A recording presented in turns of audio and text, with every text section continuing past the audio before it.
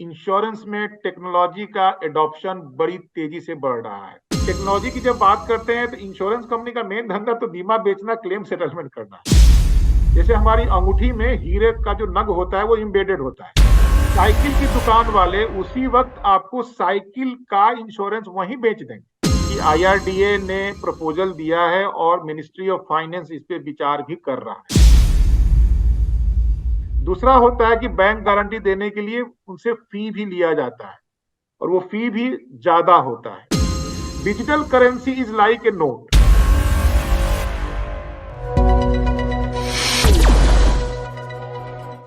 तो नमस्कार दोस्तों, इंश्योरेंस वर्ल्ड दिस वीक के आज के इस एपिसोड में मैं रंजीत सिंह एक बार फिर से आपका बहुत बहुत स्वागत करता हूं। पिछले कुछ दिनों में इंश्योरेंस की दुनिया में कौन सी खबरें चर्चा में थी, उन खबरों पर आज हम थोड़ा डिटेल में जानने की कोशिश करेंगे। और ये जानकारी, जैसा कि हमेशा के एपिसोड में होता है, मिस्टर बिमटेक, दिल्ली के बिमटेक इंस्टीट्यूट से मिस्टर मनोज पांडे हमारे साथ में जुड़ेंगे और हमें डिटेल में जानकारी देंगे उन खबरों की जो पिछले कुछ दिनों में चर्चा में रही हैं इंश्योरेंस की दुनिया में। मनोज जी, मैं आपका बहुत बहुत स्वागत करता हूं इंश्योरेंस वर्ल्ड दिस वीक में। Manoj ji, thank you Ranjit ji. It's my privilege to be with you and discuss some of the good news coming in the domain. तो बहुत बहुत शुक्रिया आपका। Welcome sir, welcome.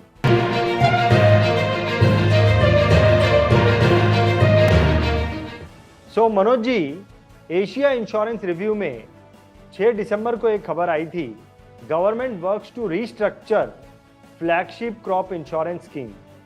तो मैं आपसे जानना चाहता हूं, ये फ्लैगशिप क्रॉप इंश्योरेंस क्या होता है और गवर्नमेंट इसे क्यों रीस्ट्रक्चर कर रहा है, उसके बारे में थोड़ी सी जानकारी।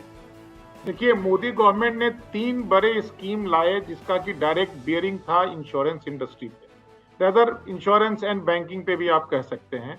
पहला 2014 में जो आया था वो जनधन योजना स्कीम था, जो बहुत ही सफल रहा और आज के डेट में 48 करोड़ अकाउंट शायद खुल चुके हैं। इट्स बहुत बड़ी बात है ये, क्योंकि मैसिव ड्राइव हुआ। उसमें इंश्योरेंस का भी लिंक था, क्योंकि हर बैंक अकाउंट के साथ ये प्रोविजन किया गया था कि 2 लाख का लाइफ इंश्योरेंस और 2 लाख का जनरल इंश्योरेंस, मतलब पर्सनल एक्सीडेंट पॉलिसी भी बिक रही थी। बाद में उसमें अटल पेंशन योजना भी ऐड किया गया, तो वो काफी सफल स्कीम रहा। That was one scheme. Second scheme बहुत ही प्रोग्रेसिव और बहुत ही एम्बिशियस था, वो था आयुष्मान भारत का, जिसमें कि 50 करोड़ लोगों को फ्री 5 लाख का family floater insurance policy, health insurance policy दी गई है। That is work in progress और उसका प्लेटफॉर्म वगैरह बिल्कुल सही काम कर रहा है।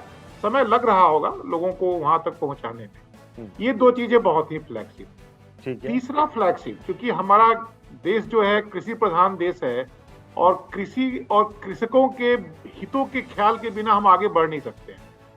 और सबसे बड़ा जो चैलेंज होता है हमारे कृषकों का, कि वो होता है कि अगर कुछ एक्सेस नेचुरल कैलामिटी हो जाती है, बाढ़ आता है, सूखा पड़ता है, तो उनके जो फसल की बर्बादी होती है उसके कंपनसेशन का कोई प्रॉपर मैकेनिज्म नहीं था। मैं ये नहीं कह रहा कि इंडिया में एग्रीकल्चर इंश्योरेंस पहले से नहीं था, लेकिन मास स्केल पे नहीं था। केवल कैश क्रॉप जैसे मूंगफली हुआ, कपास हुआ, उन लोकेलिटी में ही केवल इंश्योरेंस का प्रोविजन एग्रीकल्चर इंश्योरेंस कंपनी के थ्रू होता था, जो कि भारत सरकार की अपनी कंपनी है। 2016 में बहुत ही बड़े मैसिव स्केल पे प्रधानमंत्री फसल बीमा योजना का शुरुआत किया गया, जिसमें न केवल कैश क्रॉप बल्कि हमारे जो नॉर्मल जो खेती बाड़ी होती है, धान, गेहूं, ज्वार, बाजरा, इन सब के लिए भी प्रोविजन रखा गया। बागवानी के क्षेत्र में जो फ्रूट्स होते हैं उनका भी प्रोविजन रखा गया। तो यह एक बहुत ही एम्बिशियस, और इसीलिए इसका नाम दिया गया है फ्लैगशिप, क्योंकि अगर ये स्कीम सही ढंग से इंप्लीमेंट हो जाए तो हमारे देश के जो रूरल बेल्ट में जो किसान रहते हैं उनके भविष्य का एक बहुत बड़ा सफलता का गारंटी हो जाएगा, क्योंकि जो भी लॉस होगा उसको वो कंपनसेशन गवर्नमेंट या इंश्योरेंस कंपनियां दे पाएंगी। लेकिन जैसा कि 2 अलग स्कीम बहुत ही सफल से चल रहे हैं, ये स्कीम हमेशा ट्रबल में रहा, टीथिंग ट्रबल हमेशा इसमें रहा। 2 कारण थे। पहला कारण तो ये था कि इसमें ट्रिपार्टाइट 4 स्टेक होल्डर इन्वॉल्व हैं। एक तो कृषक होता है जो बीमा लेता है, दूसरा होता है कि हेविली सब्सिडाइज स्कीम है, इसका लगभग 80 to 90% प्रीमियम जो होती है वो सेंट्रल गवर्नमेंट और स्टेट गवर्नमेंट मिलकर के देती है, आधा आधा। और चौथा जो स्टेक होल्डर है वो है इंश्योरेंस कंपनी है। ओके। तो एक तो इश्यू आता है जो कि पब्लिक डोमेन में नहीं होता, हम केवल यही खबरें पढ़ते हैं कि इंश्योरेंस कंपनियों ने बहुत देर से क्लेम दिया। उसके पीछे की कहानी ये भी है कि सेंट्रल गवर्नमेंट और पॉलिसी होल्डर तो अपना शेयर दे देता है, बहुत सारे केसेस में स्टेट गवर्नमेंट अपना प्रीमियम समय पे नहीं देती है और जिसके कारण की इंश्योरेंस कंपनियां क्लेम देने में डिले करती हैं। That is one aspect. But the second real aspect in challenging aspect जो अभी भी है वो ये है कि जब फसल की बर्बादी होती है, चाहे कारण कुछ भी हो, बाढ़ हो या सूखा हो, उसमें क्लेम के असेसमेंट का जो तरीका, जो उम्मीद की गई थी कि हम टेक्नोलॉजी का बहुत अच्छे ढंग से यूज करेंगे, अभी भी तक नहीं हो पाया है। और अभी भी हम पुराने टेस्टेड ओल्ड ट्रेडिशनल क्या बोलते हैं, क्रॉप कटिंग एक्सपेरिमेंट को ही यूज करते हैं। अब उसमें क्या होता है कि अगर मानिए किसी जगह पे बाढ़ आ गई है तो लोगों का कितना लॉस हुआ है उसको एसेस करने की जिम्मेवारी स्टेट गवर्नमेंट पे आती है, डिस्ट्रिक्ट एडमिनिस्ट्रेशन पे आता है, पटवारी पे आता है, और फिर वहां एक लंबा चेन शुरू हो जाता है। बहुत दिक्कत होती है, डिले होता है, बायसनेस की बात आती है। तो इन सब चीजों को खत्म करने के लिए ये उम्मीद की गई थी 5 साल पहले कि बहुत जल्दी हम टेक्नोलॉजी यूज करेंगे और मे बी सैटेलाइट के द्वारा हम फोटोग्राफी से, होता है ना जो ऊपर से आप फोटो लेकर के देख सकते हैं कि इतने इलाके में बाढ़ आई है, उसका हम असेसमेंट करके क्लेम का क्विक सेटलमेंट करेंगे। तो ये टीचिंग ट्रबल अभी भी है, बहुत नेगेटिव खबरें आती रहती हैं। तो सरकार ने पिछले 5 सालों के एक्सपीरियंस के बाद जो कुछ भी समझ में उनको आया है, स्टेक होल्डर्स को समझ में आया है, इस चीजों को नट बोल्ट फिर से टाइट करने वाली बात हो रही है। अभी हाल में ही खबर आई थी कि मिनिस्ट्री ऑफ एग्रीकल्चर ने भी 2 बहुत ही स्ट्रॉन्ग कमेटियां बनाई हैं। एक ये हम टेक्नोलॉजी का कैसे यूज कर सकते हैं, और एक दूसरा उसमें एक और आइटम आता है कि क्रॉप इंश्योरेंस में वो पुरानी घरे वाली जो सेटलमेंट होती है कि एग्जैक्टली कितना लॉस हुआ है उसका कंपनसेशन दे दें, वो भी नहीं चलेगा। एक दूसरा अल्टरनेट होता है जिसको हम बोलते हैं पैरामेट्रिक इंश्योरेंस। पैरामेट्रिक का मतलब होता है कि एक्चुअल लॉस कितना हुआ है वो एसेस करने की जरूरत नहीं है, किसी इंडिपेंडेंट पैरामीटर के बेसिस पे हम क्लेम का सेटलमेंट करते हैं। हो सकता है किसी को ज्यादा नुकसान हो उसको कम क्लेम मिले, किसी का कम नुकसान हो उसको ज्यादा, माने एवरेजिंग आउट करके हम क्लेम दे देंगे। इससे क्या होता है कि स्पीडी डिस्पोजल ऑफ क्लेम होता है। तो ये जो आपने खबर बताई, इसके पीछे की मंशा ये है कि गलतियों से या शॉर्ट कमिंग से सीखने के बाद इस स्कीम को फिर से रीलॉन्च करने की, स्कीम चल रहा है, रीलॉन्च की बात मैं नहीं कर रहा हूं, फर्दर इंप्रूवमेंट रिफाइनमेंट की बात हो रही है। और ये भी ध्यान दिया जा रहा है कि कैसे हम ज्यादा से ज्यादा टेक्नोलॉजी का यूज करके क्लेम सेटलमेंट एस्पेक्ट को इंप्रूव करें। तो ये खबर उसके बारे में है। और ये अगर हो जाएगा तो आप बिलीव कीजिए कि देश में कृषकों का भाग्य में बिल्कुल पॉजिटिव सुधार आएगा। बहुत बढ़िया, बहुत बढ़िया मनोज जी, आपने बहुत ही डिटेल से, बहुत ही अच्छे से जो है इस न्यूज़ को समझाया आपने।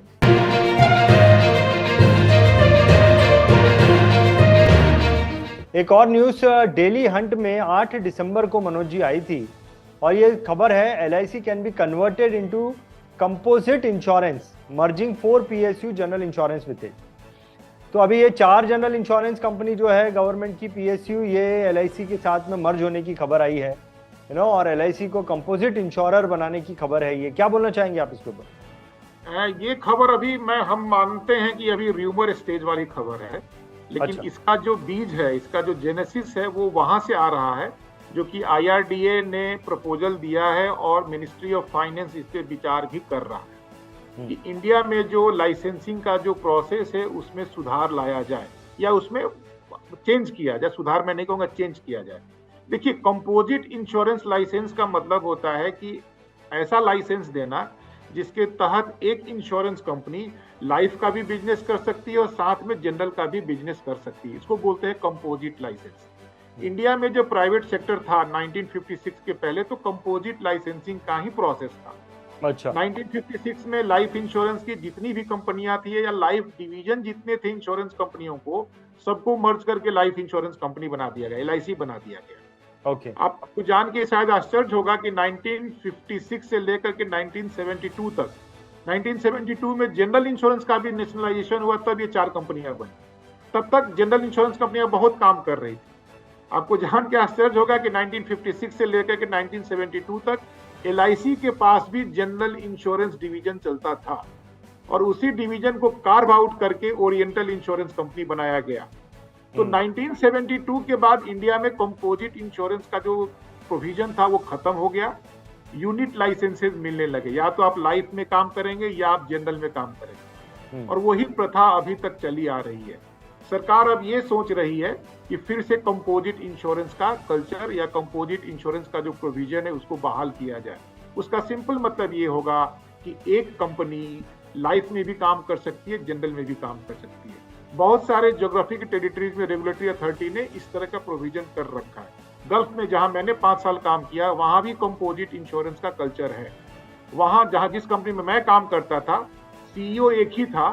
सीईओ के अंदर में कंपनी 2 भाग में बढ़ जाती थी, एक लाइफ और एक नॉन लाइफ।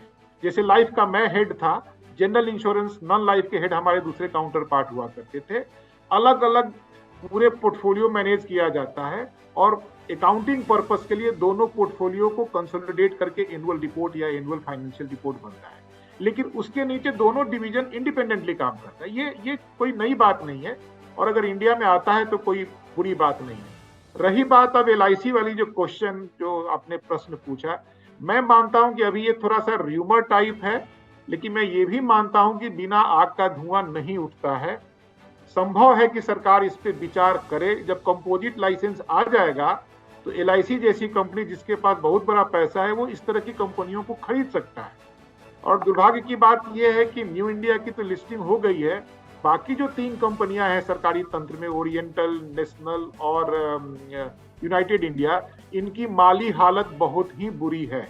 हकीकत यह है कि अगर ये सरकारी कंपनी नहीं होते तो कब का इनके ऊपर ताला लग गया होता, क्योंकि इनका तो सॉल्वेंसी मार्जिन का जो बेसिक रिक्वायरमेंट होता है वो भी ये फुलफिल नहीं कर रहे हैं आज के डेट में। तो संभव है, बीच में सरकार का खुद का प्रपोजल था कि न्यू इंडिया को तो लिस्टिंग कर दिया गया, एक सेपरेट कंपनी थी, इन तीनों लॉस मेकिंग को मर्ज करके एक कंपनी बना दिया जाए। बाद में उन्होंने इस प्रपोजल को विड्रॉ कर लिया।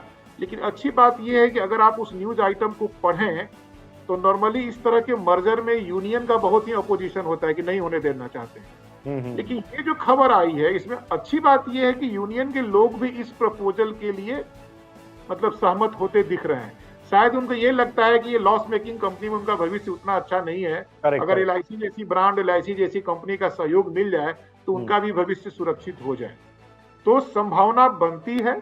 अच्छा होगा बुरा होगा ये तो खैर समय बताएगा, लेकिन ये कोई बहुत ही अनएक्सपेक्टेड चीज है ऐसा मैं नहीं मानता। संभव है ये बहुत अच्छा साबित हो आने वाले समय के लिए। बहुत बढ़िया, बहुत बढ़िया।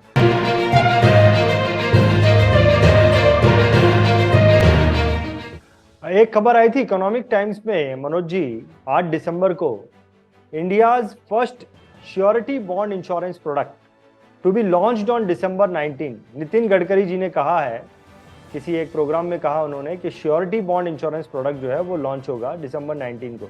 तो क्या है ये श्योरिटी बॉन्ड इंश्योरेंस प्रोडक्ट और कैसे ये इंश्योरेंस इंडस्ट्री में काम कर रहे लोगों के लिए या फिर आम जनता के लिए उपयोगी?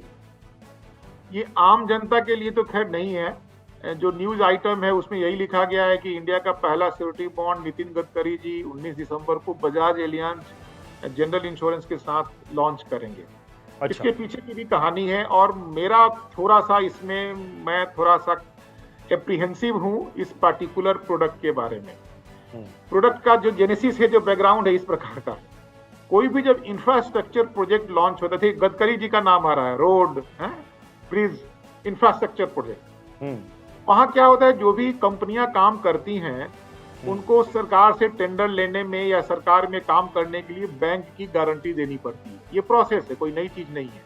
ओके। जब कोई भी कंपनी बैंक से गारंटी लेती है तो depending upon the credibility of the infrastructure company, अगर 10 करोड़ का बैंक की गारंटी देनी है, गारंटी इसलिए देते हैं कि अगर आपने प्रोजेक्ट का काम ठीक से नहीं किया तो कंपनसेशन और फाइन लगेगा, तो बैंक से हम पैसा लेंगे। Depending upon the track record and credibility of the company, bank उनसे मार्जिन मनी मांगती है। कभी कभी ऐसा होता है कि 10 करोड़ की बैंक गारंटी देने के लिए बैंक बोलता है कंपनी से कि आप 2 करोड़ रुपया हमारे यहाँ फिक्स डिपॉजिट करो। तो एक कंपोनेंट तो वो होता है। दूसरा होता है कि बैंक गारंटी देने के लिए उनसे फी भी लिया जाता है और वो फी भी ज्यादा होता है। अब इससे क्या होता है कि सिस्टम, इकोनॉमिक सिस्टम में जो पैसा है वो ब्लॉक हो जाता है। अब 10 करोड़ की बैंक गारंटी के लिए 2 करोड़ या 3 करोड़ रुपया अगर कंपनी को बैंक को देना पड़ जाता है तो वो तो कैपिटल ब्लॉक हो गया ना उसका। उसका असर उसके परफॉर्मेंस पे पड़ता है। Now surety bond is a instrument, insurance instrument, जहां की बैंक हट जाएगा और इंश्योरेंस कंपनियां ये गारंटी लेंगी कि अगर इंफ्रास्ट्रक्चर कंपनी डिफॉल्ट करती है तो जो भी लॉस होगा, जो कंपनसेशन होगा, वो इंश्योरेंस कंपनी देगी। एक तरह से आप यूं मान के चलिए, ये इंफ्रास्ट्रक्चर कंपनियों के लिए एक लाइबिलिटी पॉलिसी है। अगर वो कहीं फेल करते हैं अपने परफॉर्मेंस की डिलीवरी में, तो इंश्योरेंस कंपनी उनके बिहाफ पे क्लाइंट को, यानी गवर्नमेंट ऑफ इंडिया हो या कोई भी हो, उसको कंपनसेट करेगी। अब क्वेश्चन ये है कि क्या हमारे देश में, क्योंकि हमारे लिए पहला प्रोडक्ट है, एक्सपर्टीज है क्या इंश्योरेंस कंपनी के पास इस तरह की कैपेबिलिटी है कि वो इंफ्रास्ट्रक्चर कंपनियों को ठीक से एसेस करके उनका रिस्क एपेटाइट या उनका रिस्क प्रोफाइल देख करके प्रॉपर प्राइसिंग करें। आपको याद होगा कि 4-5 साल पहले जब रेरा आया था, रियल एस्टेट रेगुलेटरी अथॉरिटी, तब एक टाइटल इंश्योरेंस भी इंट्रोड्यूस किया गया था इंडिया में, लेकिन वो चला नहीं। क्योंकि देखिए, आप प्रोडक्ट के लॉन्चिंग की तो आप घोषणा कर सकते हैं, लेकिन जब तक उसका डिमांड और सप्लाई दोनों ठीक नहीं हो, प्रोडक्ट मार्केट में चलता नहीं है। तो टाइटल इंश्योरेंस लॉन्च हुआ, लेकिन वो फ्लॉप है। 1-2 कंपनियों ने उसको लॉन्च किया, लेकिन न लेने वाला है न देने वाला है। मुझे पर्सनली इस बात का थोड़ा सा एप्रीहेंशन है। ये श्योरिटी बॉन्ड के डिमांड लेने वाले तो बहुत होंगे, क्योंकि बहुत सारी कंपनियां इंफ्रास्ट्रक्चर में काम कर रही हैं। उनके लिए फायदा है कि उनको मार्जिन मनी नहीं देना है और यहाँ प्रीमियम भी कम होने की संभावना है, जो फी वाली बात है। लेकिन देने वाली इंश्योरेंस कंपनियां कितनी आएंगी, क्योंकि ये रिस्की प्रोपोजिशन है। जो मेरी जो थोड़ा बहुत जो इंश्योरेंस इंडस्ट्री का नॉलेज है। लेकिन एक बात ये होती है कि जो इंश्योरेंस कंपनियां होती हैं, उनके बैकअप होते हैं, री इंश्योरेंस होता है, री इंश्योरेंस ग्लोबल स्केल पे काम करता है, वहां क्रॉस सब्सिडाइज होती हैं चीजें, तो आने वाले समय में स्टेबलाइज करेगा। लेकिन तुरंत ये हिट हो जाए, मुझे इस बात की थोड़ी संभावना कम दिखती है। लेकिन यस, कोई भी नया प्रोडक्ट आए, ग्लोबल स्टैंडर्ड का आए, यह स्वागत योग्य है। जब तक हम स्विमिंग पूल में उतरेंगे नहीं, तैरना हम नहीं सीख सकते हैं, तो ये एक स्वागत योग्य कदम है और देखते हैं क्या होता है। बहुत बढ़िया, बहुत बढ़िया।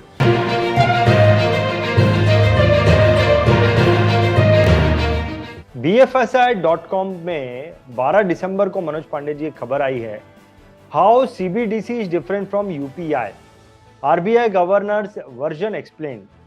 अब ये CBDC क्या है और इसका कनेक्शन UPI के साथ क्या है, इसके बारे में थोड़ा सा बताइए। इस खबर के बारे में थोड़ी सी जानकारी दीजिए।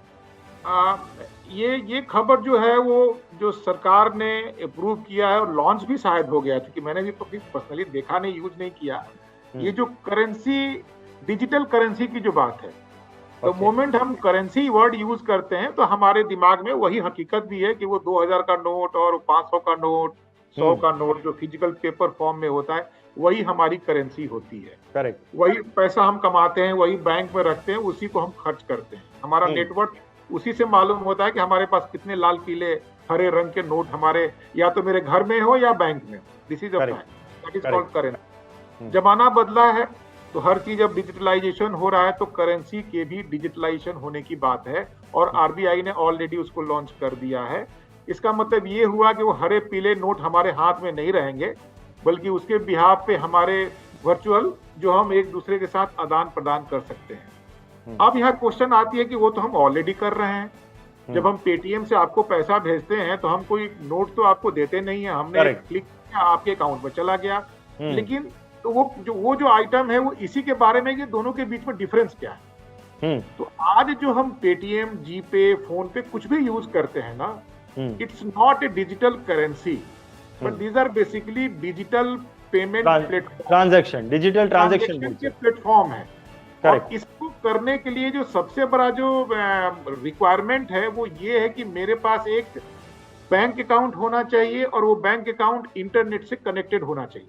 जब मनोज पांडे अगर 100 रुपया रंजीत जी को भेज रहे हैं पेटीएम टू पेटीएम, तो हमारे बैंक से पैसा निकलता है, पेटीएम के थ्रू आपके पेटीएम में जाता है और फिर पेटीएम से आपके बैंक अकाउंट में चला जाता है। पेटीएम अपने आप में एक बैंक भी है, वो अलग बात है। करेक्ट। यानी यूपीआई से जो हम पेमेंट करते हैं उसके दो रिक्वायरमेंट है। एक तो ये है कि बैंक से लिंक होना है, और दूसरा ये है कि वो टोटली डिजिटल होता है, उसकी ट्रेसेबिलिटी होती है, तो सरकार ये पता कर सकती है कि कब किसने किसको कितना पैसा दिया। ये एक हकीकत। Now digital currency is like a note, उसमें इंटरनेट की जरूरत नहीं रहेगी। दूसरी बात रहेगी कि ये भी जरूरत नहीं है कि आपके पास बैंक अकाउंट हो। हमारे देश में कितने लोग हैं, 50 करोड़ लोग ऐसे हैं जिनके पास बैंक अकाउंट नहीं है, लेकिन उनके पास रुपया है, रुपये का आदान प्रदान करते हैं। उसी तरह से ये जो डिजिटल करेंसी होगी, इसका बैंक के अकाउंट में होना जरूरी नहीं होगा। दूसरी बात होगी, ये इंटरनेट के बगैर भी चलेगा। नॉर्मल जो मोबाइल फोन के एसएमएस के ट्रांजैक्शंस होते हैं उसके थ्रू इसको लिया जा सकता है। और तीसरी बात है, जो कि हमारे आपके लिए शायद इंपॉर्टेंट नहीं हो, लेकिन जिनको शायद ब्लैक मनी वाली बात होगी, वहां इसकी ट्रेसेबिलिटी नहीं होगी। अगर मैंने अपने डिजिटल करेंसी से आपको 100 रुपया दे दिया तो सरकार के पास इसका ट्रेस नहीं रहेगा। जैसे आज मैं आपको 100 रुपया अगर दे दूं एक नोट का, तो सरकार को नहीं मालूम है। सरकार को केवल ये मालूम है कि सर्कुलेशन में कितना मनी है, किसके पास कितना करेंसी रखा हुआ है, सरकार को ये नहीं मालूम होता। तो बेसिकली ये सब्स्टिट्यूट है हमारे उन लाल हरे पीले नोट के। और ये अब समय आएगा तो हम लोग भी जब यूज करेंगे तब मालूम होगा कि आखिर ये चीज होता क्या है। लेकिन बेसिक डिफरेंस इन दोनों में यही है। बहुत बढ़िया। तो आपको क्या लगता है कि ये डेफिनेटली कोई भी नई चीज आती है तो बहुत सोच विचार के इसके बेनिफिट के लिए ही लाई जाती है, लेकिन आपने बोला कि इसका कोई ट्रेसेबिलिटी नहीं रहेगा, तो ब्लैक मनी का मतलब जस्ट इमीडिएट, डेफिनेटली इसके ऊपर बहुत सोचा होगा, एक इमीडिएट ख्याल आता है। आपको क्या लगता है कि इसमें किसी ने किसी को पैसा दे दिया एक बड़ा अमाउंट और उसका कोई रिकॉर्ड ही नहीं है, तो कहीं ना कहीं ब्लैक मनी का आदान प्रदान इससे बढ़ सकता है? What is your suggestion just between? नहीं, मेरा ख्याल सिंपल सी बात है। डिजिटल करेंसी का सिंपल मतलब है कि जो नोट, जो प्रिंटेड फिजिकल नोट होते हैं, वो सब्स्टिट्यूट हो जाएंगे डिजिटल से। उससे रिलेटेड जितने भी एस्पेक्ट हैं कि उस पर इनकम टैक्स का क्या रूल होगा, उसका मतलब आज भी सरकार के पास तो ये तो रिकॉर्ड में है ना कि कितना करेंसी सर्कुलेशन में है उनके पास। आप वहां भी आप जब बैंक से पैसा निकालेंगे, इशू तो बैंक ही करेगा ना, डिजिटल फॉर्म में करेगा, आपको नोट नहीं देगा, बल्कि नोट के बदले में आपको उतने अमाउंट का वर्चुअल करेंसी दे देगा। तो जब आप निकालेंगे बैंक से, आप निकालेंगे, आपने अपने सर्वेंट को दे दिया, सीधे सर्वेंट के पास बैंक अकाउंट नहीं है, लेकिन जहां सोर्स से कितना पैसा निकला है उसका तो हिसाब किताब रहेगा ही रहेगा। केवल अंतर यह है कि हम अब फिजिकल करेंसी में इससे बल्कि ब्लैक मनी कम ही होगा ना, मतलब छिपा के रखना होगा, पता नहीं, मैं उतना एक्सपर्ट इस मामले में अपने आप को नहीं समझता। खबर सिर्फ ये है कि शायद आने वाले 2-4-5 सालों में नोट की प्रिंटिंग बंद हो जाएगी, क्योंकि आज के डेट में mobile phone, simple mobile phone सबके पास है, और ये currency, virtual currency, digital currency का प्रचलन बढ़ जाएगा। बहुत बढ़िया, बहुत बढ़िया। चलिए इसको यहीं तक समझते हैं। हाँ, फिजिकल करेंसी से वर्चुअल करेंसी आ जाएगी, इसको यहाँ तक समझते हैं, क्योंकि इसका एक्चुअल कैसा वर्किंग होगा वो भी थोड़ा सा अभी माइंड में कंफ्यूजिंग है। जब तक हम लोग देखेंगे नहीं है, यूज नहीं करेंगे, उतना समझ में नहीं आएगा। करेक्ट।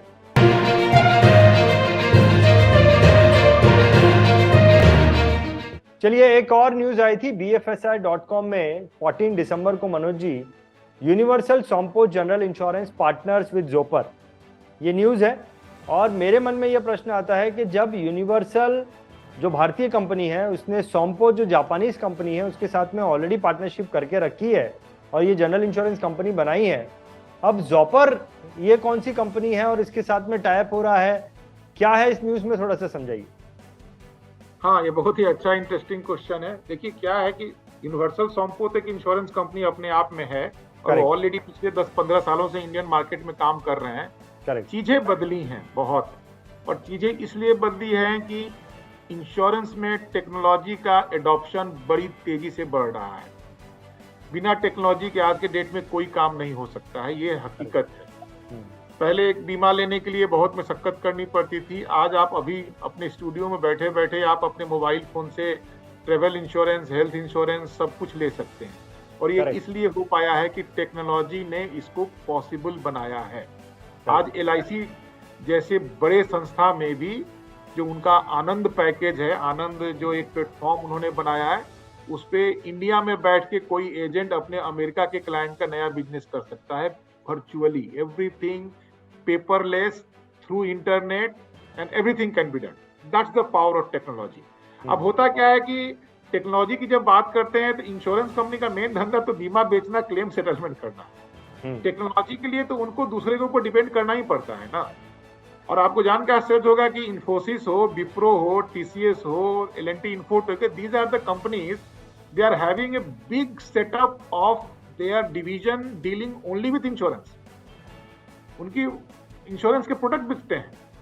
साथ ही साथ बहुत सारे नए एज की टेक्नोलॉजी कंपनियां आई हैं जिनको कि ब्रॉडली हम लोग कहते हैं इंश्योरटेक कंपनी.